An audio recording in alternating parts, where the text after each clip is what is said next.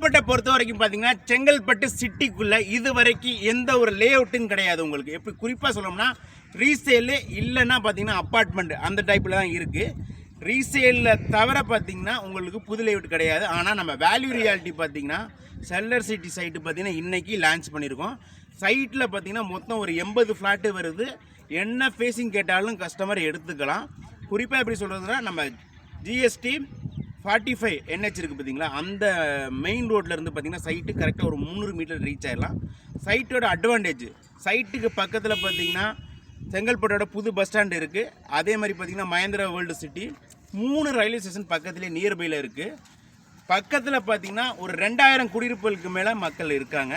உடனே வீடு கட்டி ஷிஃப்ட் ஆகிறப்பல தான் நம்ம சைட்டு லொக்கேட்டாக இருக்குது. இதோட அட்வான்டேஜ் சைட்டில் பார்த்தீங்கன்னா 664 ஸ்கொயர் ஃபீட்லேருந்து 4000 ஸ்கொயர் ஃபீட் வரைக்கும் லேண்ட் ஏரியா இருக்குது.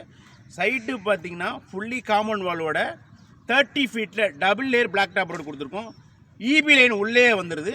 இதோட ப்ளஸ்ன்னு பார்த்தீங்கன்னா நம்ம சைட்டில் பார்க் ஏரியா மட்டும் பார்த்தீங்கன்னா 17000 ஸ்கொயர் ஃபீட்டில் பார்க் ஏரியா கொடுத்துருக்கோம்.